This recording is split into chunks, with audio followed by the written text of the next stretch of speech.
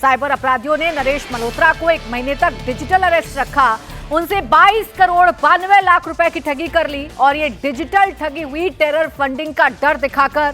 Cyber अपराधियों ने नरेश मल्होत्रा को फोन कर बताया कि उनके आधार कार्ड की मदद से मुंबई में एक बैंक खाता खोला गया है और इस खाते पर पुलवामा टेरर फंडिंग हुई है। फोन करने वाले ने 1300 करोड़ रुपए की टेरर फंडिंग का दावा किया। इसके बाद नरेश मल्होत्रा डर गए। साइबर फ्रॉड ने 1 महीने तक उन्हें डिजिटल अरेस्ट रखा। ये डर ही डिजिटल फ्रॉड्स के लिए सबसे बड़ा हथियार होता है। वो डराकर वो ऐसी बातें कर अपने झांसे में लेते हैं जिससे बड़ी बड़ी ठगी को अंजाम देते हैं, जैसा बुजुर्ग के साथ हुआ है। अब ये देश की सबसे बड़ी ठगी कैसे हुई, ये साइबर ठगी कैसे हुई, कैसे बुजुर्ग को डिजिटल अरेस्ट रखा गया, ये मैं आपको सिलसिलेवार तरीके से बताती हूं। दरअसल नरेश मल्होत्रा के पास 1 अगस्त को शाम 4 बजे एक फोन आता है। फोन करने वाला खुद को एयरटेल हेडक्वार्टर का बताता है और कहता है कि आपका लैंडलाइन नंबर कॉम्प्रोमाइज हो गया है। उससे मुंबई में एक बैंक खाता खुल गया है जो आपके आधार से लिंक है। इस बैंक खाते से पुलवामा केस में 1300 करोड़ रुपए की टेरर फंडिंग होती है। अब जब फोन करने वाला ऐसी जानकारी दे तो जो फोन रिसीव कर रहा है नरेश मल्होत्रा, वो डर गए।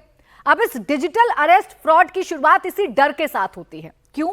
क्योंकि 1 अगस्त को नरेश मल्होत्रा के पास जो कॉल आया था जिसमें उन्हें बताया गया था कि उनकी सभी कम्युनिकेशंस लाइंस को बंद किया जा रहा है। इसके बाद ठगों ने उन्हें एक फर्जी कोर्ट ऑर्डर भी भेजा जिसमें अधिकारी का नाम अंकित तिवारी लिखकर भेजा। ईडी का फर्जी आई कार्ड बाकायदा चैट में भेजा गया जिसमें फोटो भी लगी हुई थी ताकि बुजुर्ग को यकीन हो जाए कि वाकई में उनके बैंक अकाउंट का इस्तेमाल टेरर फंडिंग में किया गया है। फिर इसके बाद ठगों ने कैसे बड़े शातिर अंदाज में कोर्ट ऑर्डर भी भेज दिया नरेश मल्होत्रा को। 4 अगस्त से 4 सितंबर तक उन्हें हर 2 घंटे में रिपोर्ट करने और किसी से भी बात ना करने का ऑर्डर दिया गया। साथ ही उनसे रोजाना गोपनीयता की अंडरटेकिंग साइन करवाई जा रही थी। अब किस कदर बुजुर्ग को डरा दिया गया था और अपने झांसे में ले लिया गया था, ये हम आपको बता रहे हैं।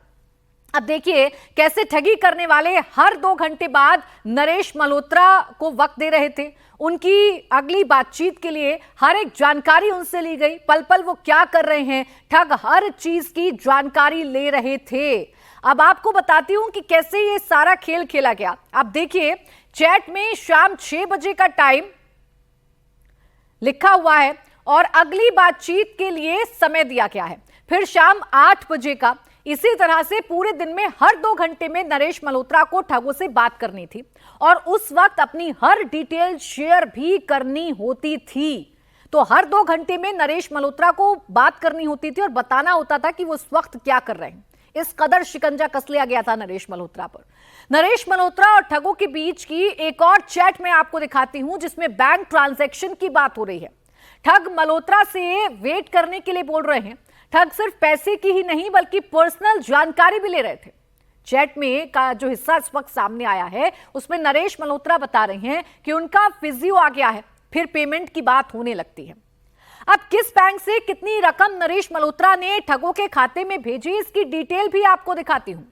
साइबर अपराधियों ने 1 महीने तक घर में नरेश मल्होत्रा को वर्चुअली कैद करके रखा। हर 2-2 घंटे पर बात करना मजबूर कर दिया गया, मैंडेटरी कर दिया गया और इस दौरान करीब 23 करोड़ रुपए की ठगी उनसे कर ली गई।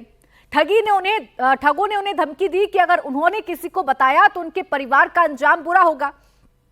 अब 1 महीने में कई बार ठगों ने वीडियो कॉल पर भी नरेश मल्होत्रा से बात की और इस दौरान ठगों ने मल्होत्रा से उनकी संपत्तियों, बैंक खातों और डीमेट अकाउंट की जानकारी ली और उनकी इक्विटी होल्डिंग्स बेचकर 22.92 करोड़ रुपए अपने खातों में ट्रांसफर करवा लिए।